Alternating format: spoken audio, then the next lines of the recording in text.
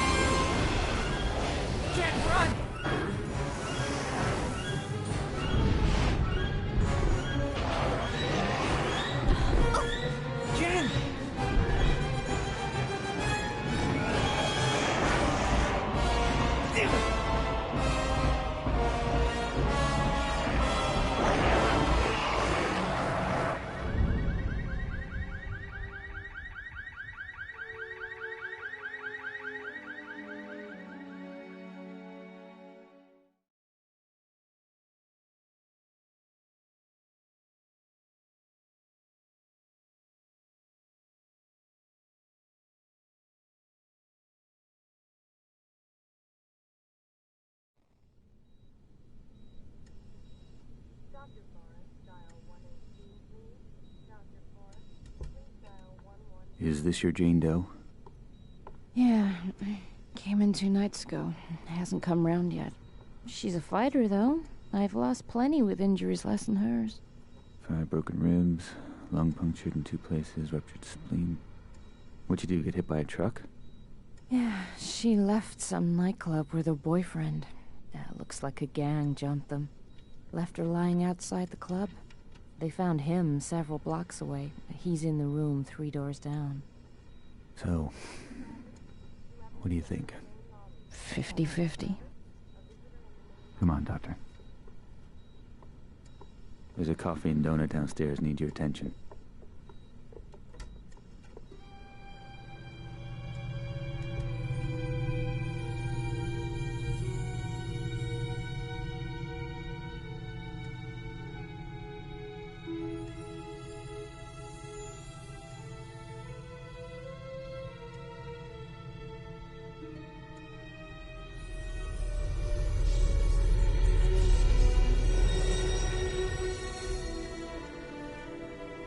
That was one freaky dream.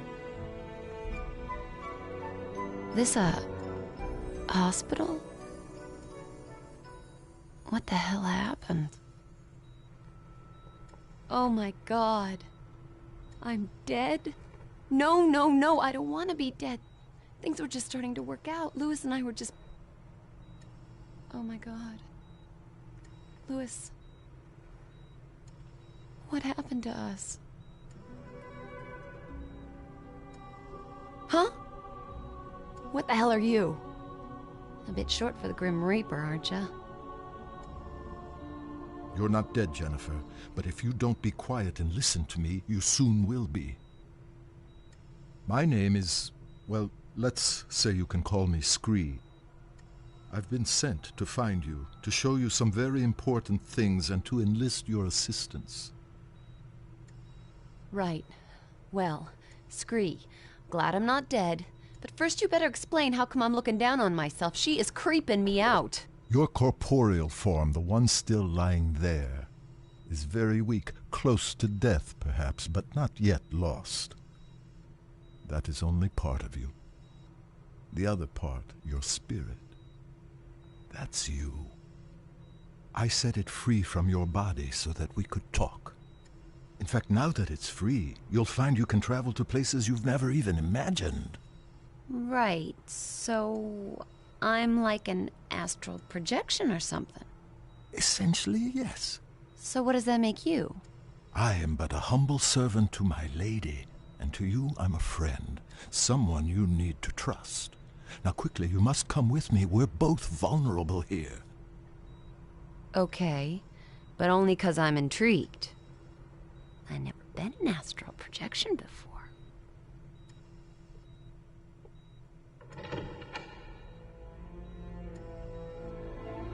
Okay, Jennifer.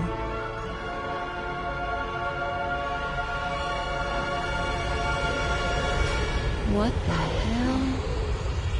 My God. What just happened? Where are we? Questions. We're no longer in Mortalis. We've stepped through a rift gate into the Nexus. Still, huh? As I said earlier, your spirit is no longer constrained by flesh. You have left the physical mortal world and now stand in the Nexus, a convergence point for energies drawn from the four realms of oblivion. Sounds like one of Lewis's fantasy novels. This is real, Jennifer. I know you mortals think you're at the heart of everything, but believe me, you're not. Now please try to absorb all of this quickly. There really is no time to waste. Okay, I'm trying. Just one thing, though. No matter where we are, you gotta stop calling me Jennifer. You sound like my stepdad. It's Jen. I am to give you these. They are devices that will help you to learn of your true self. And if my lady is correct, they may afford us some protection. What am I supposed to do with this? It's a vambrace. They fasten around your wrists. Please, it's important that you trust me and just put them on. I've just jumped out of my skin, left my body in some hospital, been dragged through a rift gate. Rift Gate. And I'm in oblivion. Vambrace? Not a problem. Precisely. Ooh, shiny. And pretty comfy for a pair of metal doodads. Could have been made for me. They were. So, how do I get them off? You don't? And this guy wants me to trust him. This lady you keep mentioning, who is she? I serve Arella. She is all that is good and pure. She is strength and virtue. She is righteousness. She is nobility. She's a person, right? She is not a person. She is not mere flesh and bone, emotion and desire. She is one of two primal forces that govern the universe. She is order. And the other would be... The other would be Abaddon, the embodiment of chaos, lord of corruption and decay. He is my lady's eternal foe and the reason for my being. Right. You know you're gonna have to introduce me to this Arella. Oh, I shall, and she will be most relieved to see you. But first, I must show you more of Oblivion. Please follow me. Scree, will all this start making sense anytime soon? Is there nothing you can say that won't leave my head spinning? I think that perhaps your Lewis may have been brought here. Lewis? Lewis here? You've got to help me find him.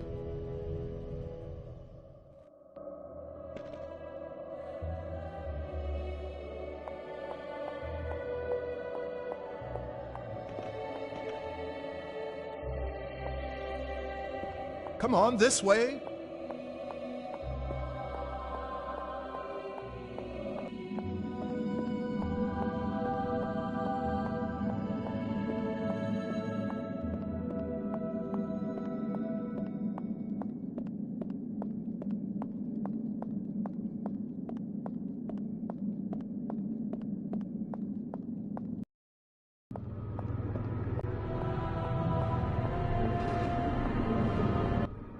So, they got one of these. With the might of chaos and order eternally battling, a balance between them must also be fought for. Here at the heart of the Nexus is where that happens. Drawing in the two primal forces, governing, generating a safe parallel energy. That is the awesome responsibility of Kronos. And awesome's the word for this gadget. Oh! There's someone in the middle of all that. As I said, Jen, Kronos. Jeez, he's looking at me. Perhaps he can hear you, too. Well... I'm sure the guy's doing a great job in there. On there. Oh my god, Scree, he's plugged into the damn thing. It is an ancient machine, with Kronos living at its heart. There are 4 realms in Oblivion, Jen. 2 aligned with order and 2 with chaos. Each realm has its own natural balance, eternally generating the right levels of primal energy, which is drawn into the Nexus and fed through Kronos to Arella and Abaddon. Kronos has eternally governed with wisdom and impartiality, channeling balanced strength to them both. Without him, the Nexus, Oblivion, and your Mortalis wouldn't exist at all. Simple as that. You know, if I was as wise as this Kronos, I'd find a cushier job. Pull out the jacks and swing in the hammock for a while. For all our sakes, I trust your own sense of responsibility matches your distinctive sense of humor. Distinctive good or distinctive? Distinctive inappropriate. Jeez, I'm being heckled by a troll.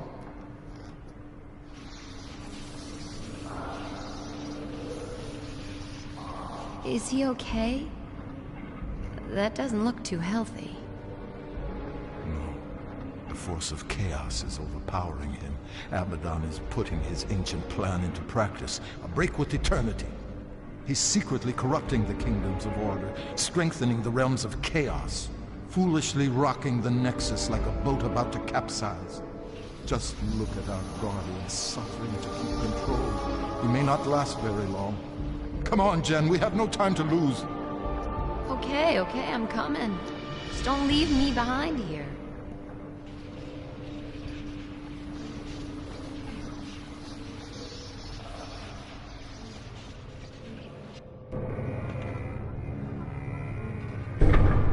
Follow me, Jen.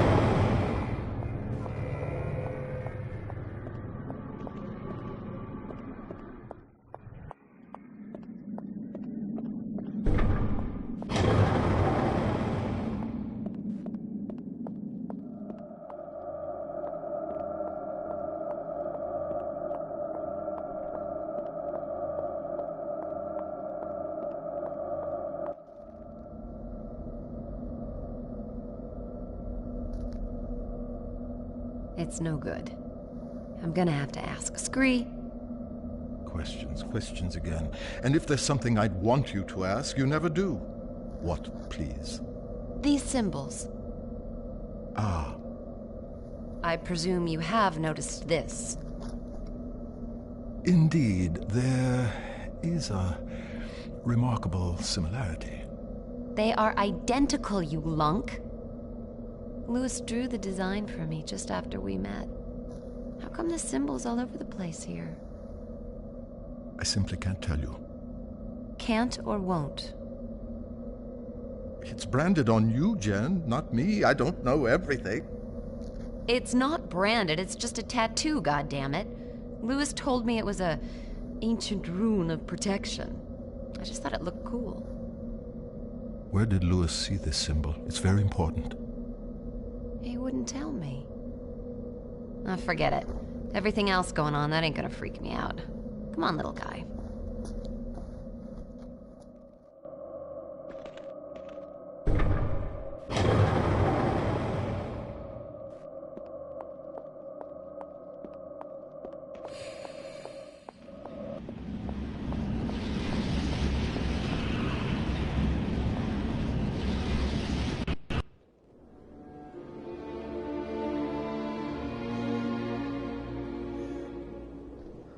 Where are we now?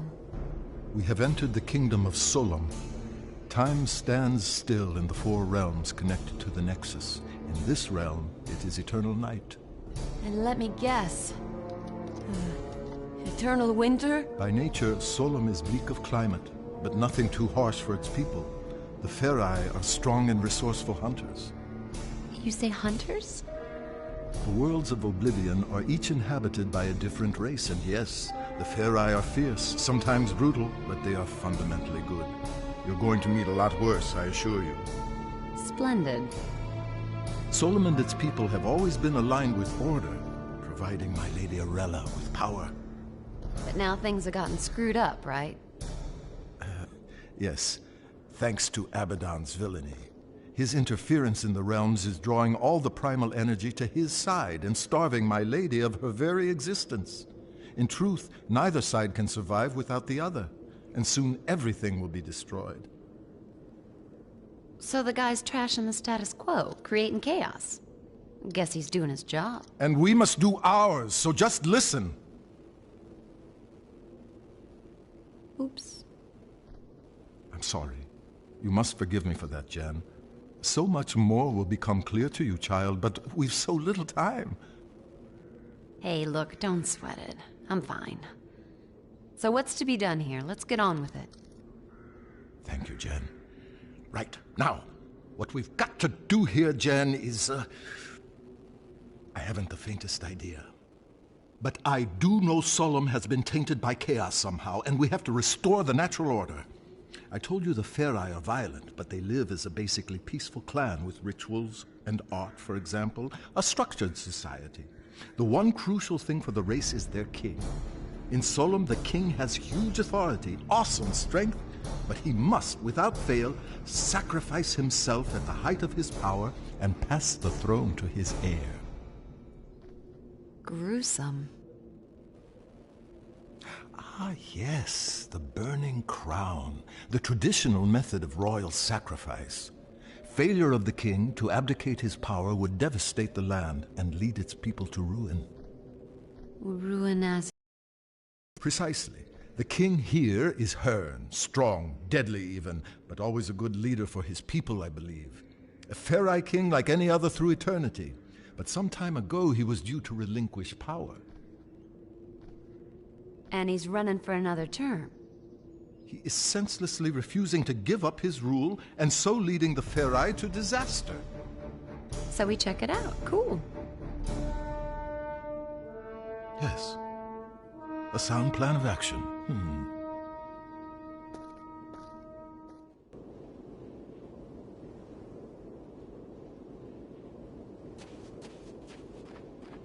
I'll quite happily lead the way whenever you like.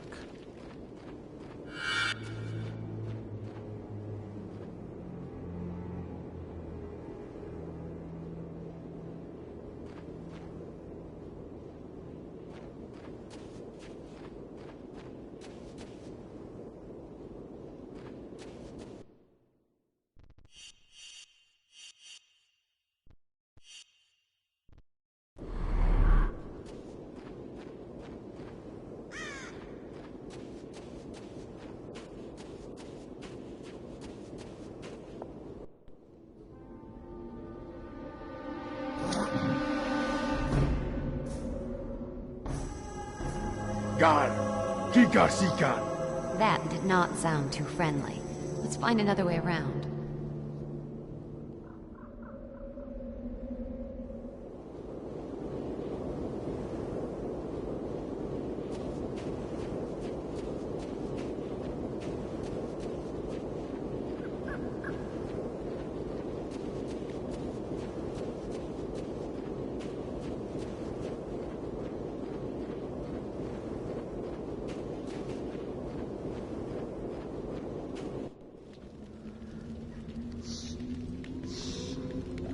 You hear those growls, Scree?